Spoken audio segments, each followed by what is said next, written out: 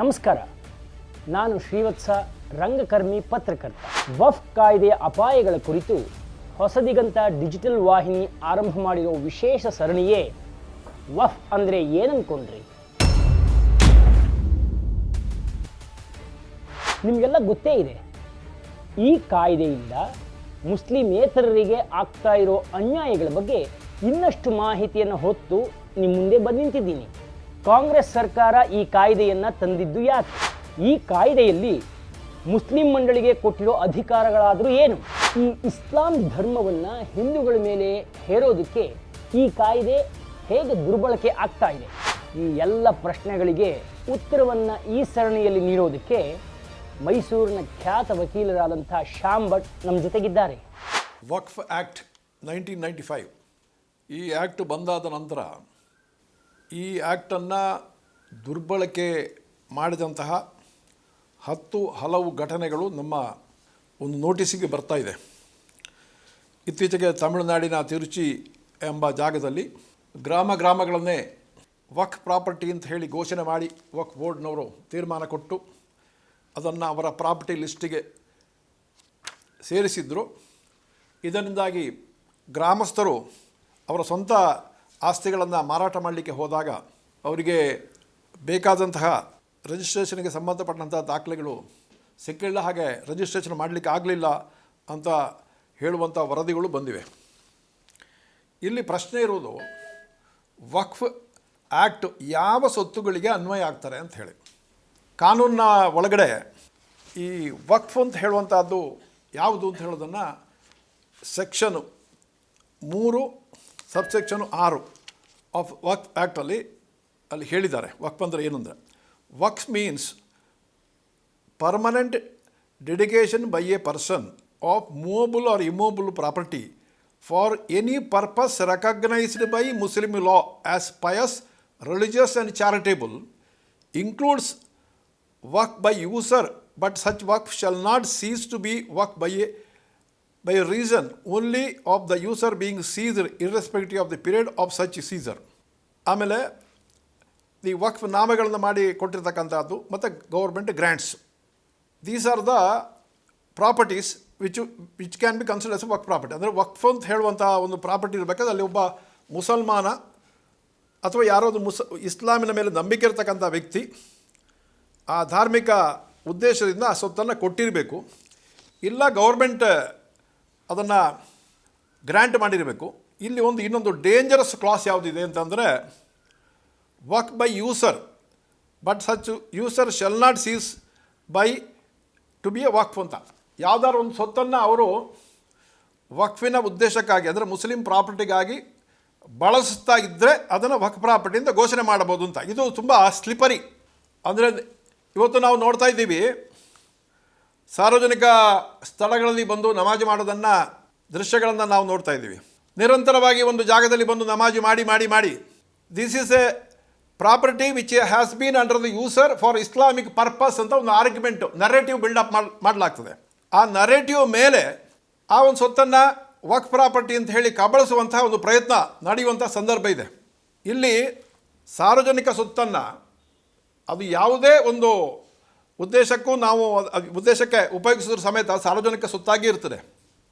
A public property cannot be converted into a private property. Waqf ಅಂದರೆ ಅದೊಂದು private, ಅದು ಮುಸಲ್ಮಾನರ ಪ್ರೈವೇಟ್ ಪ್ರಾಪರ್ಟಿ ಆಗುತ್ತೆ. And so far as Muslims are concerned, it may be a public property. But ಎಲ್ಲ ಕಮ್ಯುನಿಟಿಗೆ ಲೆಕ್ಕಕ್ಕೆ ತಗೊಂಡಾಗ ಆ ಒಂದು ಪ್ರಾಪರ್ಟಿ ಅದನ್ನು ಮುಸಲ್ಮಾನರ ಪ್ರೈವೇಟ್ ಯೂಸ್ಗೆ ಪರಿವರ್ತನೆ ಮಾಡಿದಂಗೆ ಆಗುತ್ತೆ. Once a public property it remains as a public property and it cannot be converted. ಆದ್ದರಿಂದ ಇವತ್ತು ನಾವು ಸರ್ಕಾರಿ ಭೂಮಿಗಳಲ್ಲಿ ಅಲ್ಲಿ ಈ ದರ್ಗಾಗಳನ್ನ ನೋಡ್ಬೋದು. ಒಂದು ಗೋಡೆಗಳನ್ನು ಹಾಕೋತಾರೆ, ಅಲ್ಲಿ ಒಂದು ಕಾಂಪೌಂಡ್ ಹಾಕ್ತಾರೆ, ಆಮೇಲೆ ಅದನ್ನು ವಕ್ಫ್ ಬೋರ್ಡಿಂದ ಇದು ಯೂಸರ್ ಇತ್ತು, ಇದು ಇಸ್ಲಾಮಿಕ್ ಉದ್ದೇಶಕ್ಕಾಗಿ ಇದನ್ನು ಬಳಸ್ಕೊಳ್ಳುವಂತಹ ಒಂದು ನಡವಳಿಕೆ ಆಗಿದೆ, ಆದ್ದರಿಂದ ನಾವು ವಕ್ಫ್ ಪ್ರಾಪರ್ಟಿಯಿಂದ ಘೋಷಣೆ ಮಾಡಿದ್ದೀವಿ ಅಂತ ಬೋರ್ಡ್ ಏನು ತೀರ್ಮಾನ ಮಾಡುತ್ತೆ, ಅದು ಕಾನೂನಿನಲ್ಲಿ ಅದು ಸಮಂಜಸವಾಗಲಿಕ್ಕೆ ಸಾಧ್ಯವೇ ಇಲ್ಲ. ಯಾಕಂದರೆ ಅದು ಪಬ್ಲಿಕ್ ಪ್ರಾಪರ್ಟಿ ಆಗ್ತದೆ. ಅದನ್ನು ಕೊಡೋದಾದ್ರೆ ಗೌರ್ಮೆಂಟ್ ಮಾತ್ರ ಕೊಡಬೇಕು. ಇವತ್ತು ಗೌರ್ಮೆಂಟ್ ಸ್ವತ್ತುಗಳನ್ನು ಯಾವುದಾದ್ರು ಒಬ್ಬ ಪ್ರೈವೇಟ್ ವ್ಯಕ್ತಿ ಅಕ್ರಮವಾಗಿ ಹೋಗಿ ಪ್ರವೇಶ ಮಾಡಿ ಅದರಲ್ಲಿ ಇದ್ದರೆ ಅವರನ್ನು ಹೊರಗೆ ಹಾಕಲಿಕ್ಕೆ ಬೇರೆ ಕಾನೂನಿದೆ. ಅಂಥ ಒಂದು ಸಂದರ್ಭದಲ್ಲಿ ಈ ಒಂದು ಸರ್ಕಾರಿ ಸೊತ್ತನ್ನು ಯಾರಾದರೂ ನಾಳೆ ವಕ್ಫ್ ಪ್ರಾಪರ್ಟಿ ಅಂತ ಹೇಳಿದ್ರೆ ಆ ನಿಯಮದ ಅನುಸಾರವಾಗಿ ಆ ನಿಯಮ ಇವ್ರಿಗೂ ಅನ್ವಯ ಆಗುತ್ತೆ. ಅದು ಇಲ್ಲಿ ಬೇಸಿಕ್ಕಾಗಿ ಇರಬೇಕಾದಂಥದ್ದೇನೆಂದರೆ ಇಸ್ಲಾಮಿಕ್ ಪರ್ಪಸ್ಸಿಗೆ ಆ ಭೂಮಿಯ ಒಡೆಯನಾಗಿರ್ತಕ್ಕಂಥ ಅವನು, ಅದು ಸರ್ಕಾರ ಆಗಿರ್ಬೋದು ಅಥವಾ ಪ್ರೈವೇಟ್ ವ್ಯಕ್ತಿ ಆಗಿರ್ಬೋದು, ಅವನು ಕೊಟ್ಟಿರಬೇಕು. ಅಂತಹ ಒಂದು ನಡವಳಿಕೆ ಆಗದೇ ಇದ್ದರೆ ಅದನ್ನು ವಕ್ಫ್ ಪ್ರಾಪರ್ಟಿ ಅಂತ ಹೇಳಲಿಕ್ಕೆ ಆಗೋದಿಲ್ಲ. ಇದನ್ನು ಇಲ್ಲಿ ಈ ಒಂದು ಸ್ಲಿಪರಿ ಡೆಫಿನೇಷನಿಂದಾಗಿ ಇದು ಭಾಳಷ್ಟು ಜಾಗಗಳಲ್ಲಿ ಇದನ್ನು ದುರ್ಬಳಕೆ ಆಗಿದೆ. ಆಮೇಲೆ ಯಾವುದೋ ಒಂದು ಸಣ್ಣ ಪ್ಲಾಟಲ್ಲಿ ಒಂದು ಇಸ್ಲಾಮಿಕ್ ಪರ್ಪಸ್ಸಿಗೆ ಯೂಸ್ ಮಾಡ್ತಾ ಇದ್ರು ಅಂತ ಇಟ್ಕೊಳ್ಳೋಣ. ಬರ್ತಾ ಬರ್ತಾ ಬರ್ತಾ ಬರ್ತಾ ಅದರ ಪರಿಧಿ ಇದೆಯಲ್ಲ ಅದನ್ನು ದೊಡ್ಡದು ಮಾಡ್ತಾ ಹೋಗ್ತಾರೆ. This is a systematic plot to knock off the property of other communities and to convert the same into Islamic property. So ಇಂತಹ ಒಂದು ಅಪಾಯ ಈ ಕಾನೂನಿನಲ್ಲಿ ಇರುವಂಥ ಸ್ಲಿಪರಿ ಡೆಫಿನೇಷನಿಂದಾಗಿ ಒಂದಾಗಿದೆ. ಇತ್ತೀಚೆಗೆ ಮುಗಿದ ಚುನಾವಣೆಯಲ್ಲಿ ಒಂದು ಹೊಸ ಪದ ಕೇಳಿಬಂತು. ಅದು ವೋಟ್ ಜಿಹಾದ್ ಅನ್ನೋ ಪದ. ಈ ಪದವನ್ನು ಕೇಳಿದ್ದೇ ತಡ ಇಡೀ ಭಾರತವೇ ಬೆಚ್ಚಿಬಿತ್ತು. ಕಾಶ್ಮೀರ ಕಣಿವೆಯಲ್ಲಿ 1990ರ ದಶಕದಲ್ಲಿ ಶುರುವಾದ ಲ್ಯಾಂಡ್ ಜಿಹಾದ್ ಜ್ಞಾಪಕ ಬರುತ್ತೆ. ಈ ಲ್ಯಾಂಡ್ ಜಿಹಾದ್ ಘೋಷಣೆಗೆ ಹೊದಿಸಿದ ಕಾನೂನು ಹೊದಿಕೆಯೇ ಈ ವಕ್ಫ್ ಕಾಯ್ದೆ. ಇನ್ನೂ ಒಂದು ಇದರಲ್ಲಿ ಏನು ಮಾಡ್ತಾರೆ ಅಂತಂದರೆ ಸರ್ವೆ ಮಾಡಿ ಅಂತ ಅಂತಾರೆ. ಆ ಸರ್ವೆ ಮಾಡಲಿಕ್ಕೆ ಸೆಕ್ಷನ್ 4 ಆಫ್ ವಕ್ಫ್ ಆ್ಯಕ್ಟ್ ಪ್ರಕಾರ ಸರ್ಕಾರಿ ಖರ್ಚಲ್ಲಿ ಸರ್ವೆ ಮಾಡಿ ಅಂತ. ಈಗ ಇಸ್ಲಾಮ್ ಒಂದೇ ರಿಲಿಜಿಯನ್ ಅಲ್ಲ ಈ ದೇಶದಲ್ಲಿ ಇರ್ತಕ್ಕಂಥದ್ದು.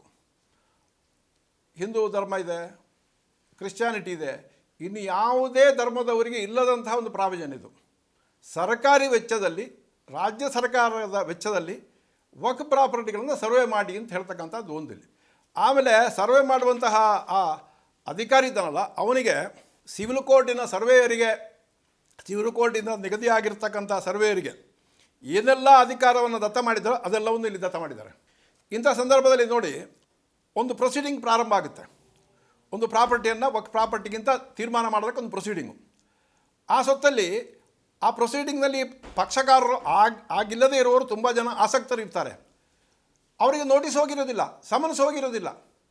ಇವನು ಆಫೀಸರ್ ಏನು ಮಾಡ್ತಾನೆ, ಸರ್ವೆ ಆಫೀಸರು ಅಲ್ಲಿ ಹೋದಾಗ ಅವರಿಗೆ ನೋಟಿಸ್ ಕೊಡ್ತಾನೆ. ಅವರಿಗೆ ನಾನು ನೋಟಿಸ್ ಸರ್ವ್ ಮಾಡಿದ್ದೀನಿ ಅಂತ ಹೇಳುವಂಥದ್ದು ವಾದ ಶುರು ಮಾಡ್ತಾನೆ. ಅದು ನಿಜವಾಗಿಯೂ ಕಾನೂನಲ್ಲಿ ಆ ಥರ ಹೇಳೋದಿಲ್ಲ. ಯಾವುದಾದ್ರು ಒಂದು ಪ್ರೊಸೀಡಿಂಗ್ ಪ್ರಾರಂಭ ಆಗಬೇಕಾದ್ರೆ ಯಾರ್ಯಾರು ಆಸಕ್ತರು ಇದ್ದಾರೋ ಅವರಿಗೆಲ್ಲರಿಗೂ ನೋಟಿಸ್ ಕೊಡುವಂಥದ್ದು ಯಾರು ಹಕ್ಕನ್ನು ಸ್ಥಾಪನೆಗೆ ಕೇಳ್ತಾ ಇದ್ದಾರೆ ಅವರ ಕರ್ತವ್ಯ ಅದು. ಇಲ್ಲಿ ಇದರಲ್ಲಿಯೂ ಬಹಳ ದೊಡ್ಡ ನಾವೊಂದು ವ್ಯಾಕ್ಯೂಮನ್ನು ಕಂಡುಕೊಳ್ಬೋದು ಈ ಕಾನೂನಿನಲ್ಲಿ. ಇನ್ನು ಇಲ್ಲೊಂದು ಹೇಳ್ತಾರೆ, ವಕ್ಫ್ ಪ್ರಾಪರ್ಟಿಯಿಂದ ಒಂದು ಸಲ ಘೋಷಣೆ ಆದರೆ ಅದನ್ನು 1 ವರ್ಷದ ಒಳಗಡೆ ಪ್ರಶ್ನೆ ಮಾಡಬೇಕು ಅಂತ ಹೇಳಿ. ಇದಕ್ಕೆ ಮಾನ್ಯ ಕರ್ನಾಟಕ ಉಚ್ಚ ನ್ಯಾಯಾಲಯ ಒಂದು ಇತ್ತೀಚೆಗಿನ ಒಂದು ಕೇಸ್ನಲ್ಲಿ ಹೇಳಿದೆ.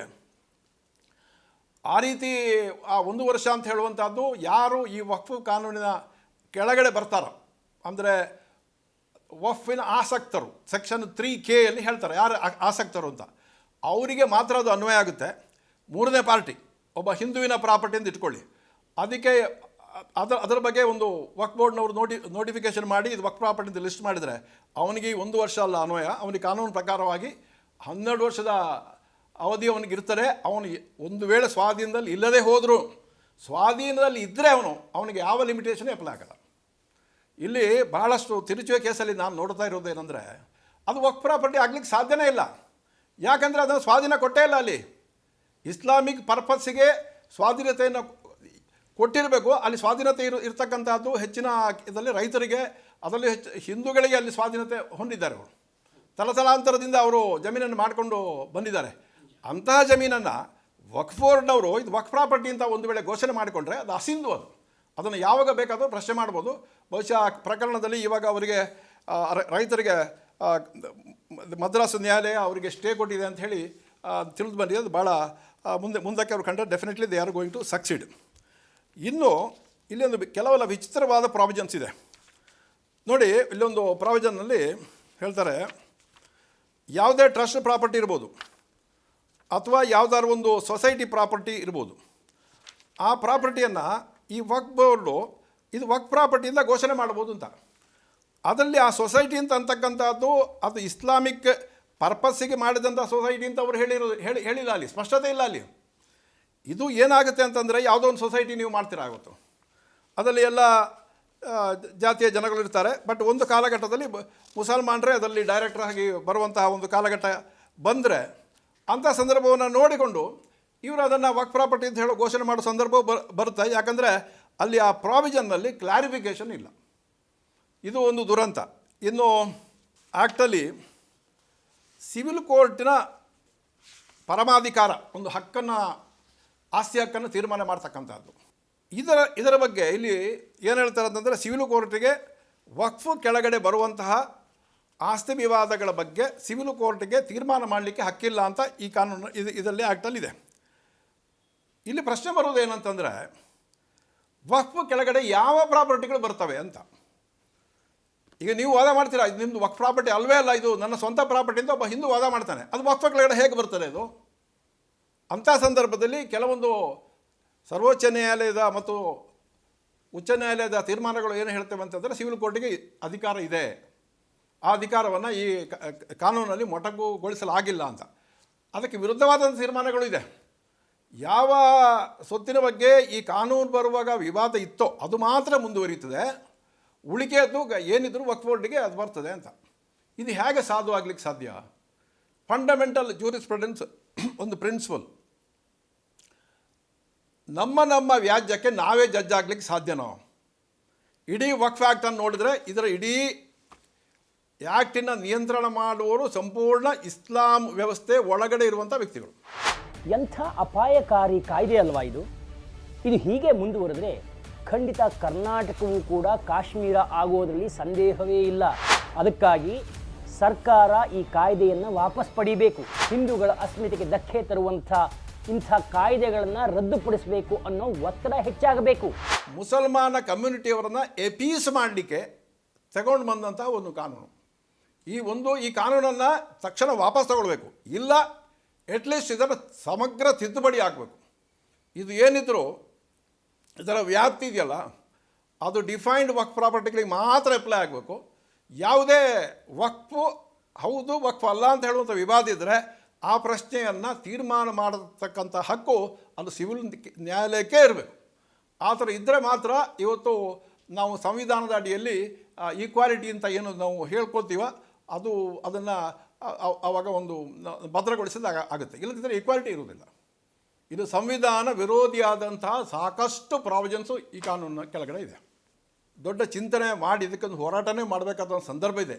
ಯಾಕಂದರೆ ನಮಗೆಲ್ಲರಿಗೂ ಗೊತ್ತು, ಜಿಹಾದಿ ಮೆಂಟಾಲಿಟಿ, ಲ್ಯಾಂಡ್ ಜಿಹಾದಿ, ಇದು ಇವತ್ತು ನಿನ್ನೆದಲ್ಲ. ಇಸ್ಲಾಂ ಪ್ರಾರಂಭವಾದ ದಿನಗಳಿಂದಲೂ ಇಸ್ಲಾಮಿಕ್ ಲ್ಯಾಂಡನ್ನು ಮಾಡುವಂತಹ ಒಂದು ಪ್ರಕ್ರಿಯೆ ಅಂದಿನಿಂದ ಇಂದಿನವರೆಗೆ ಚಾಲನೆ ಆಗ್ತಾನೇ ಇದೆ. ಅದು ನಿರಂತರ ಪ್ರಕ್ರಿಯೆ. ಆದ್ದರಿಂದ ಆ ಪ್ರಕ್ರಿಯೆ ವಿರುದ್ಧವಾಗಿ ನಾವು ಇವತ್ತು ನಮ್ಮ ಸ್ವತ್ತುಗಳನ್ನು ಸಂರಕ್ಷಣೆ ಮಾಡಬೇಕು ಅಂತ ಆದರೆ ಇಂತಹ ಕಾನೂನುಗಳನ್ನು ಫಸ್ಟ್ ಅದನ್ನು ವಾಪಸ್ ತಗೊಳ್ಬೇಕು. ಅದಕ್ಕೆ ಒಂದು ದೊಡ್ಡ ಹೋರಾಟ ಮಾಡಿದ್ರು ಖಂಡಿತ ತಪ್ಪಲ್ಲ. ಅದು ಮಾಡಲೇಬೇಕಾದಂಥ ನಮ್ಮ ಉಳಿವಿಗೆ ಮಾಡಬೇಕಾದಂಥ ಬಹಳ ದೊಡ್ಡ ಹೋರಾಟ ಆಯಿತು ಅಂತ ನಾನು ಹೇಳ್ತೀನಿ. ನೋಡಿದ್ರಲ್ಲ ಸ್ನೇಹಿತರೆ, ಭಾರತದಾದ್ಯಂತ ಈ ಕಾಯ್ದೆ ಎಂಥ ಅಪಾಯಗಳನ್ನು ತಂದು ಒಡ್ಡಬಲ್ಲದು ಅನ್ನೋದನ್ನು. ಅದಕ್ಕಾಗಿ ಹೊಸದಿಗಂತ ಇದರ ಬಗ್ಗೆ ಜನಜಾಗೃತಿ ಮೂಡಿಸೋ ಅಭಿಯಾನವನ್ನು ಶುರು ಮಾಡಿದೆ. ನೀವೆಲ್ಲರೂ ನಮ್ಮ ಜೊತೆ ಕೈ ಜೋಡಿಸ್ತೀರಿ ಅನ್ನೋ ಭರವಸೆಯೊಂದಿಗೆ ಇವತ್ತಿನ ಸಂಚಿಕೆಯನ್ನು ಇಲ್ಲಿಗೆ ಮುಗಿಸ್ತಾ ಇದ್ದೇನೆ. ನಮಸ್ಕಾರ.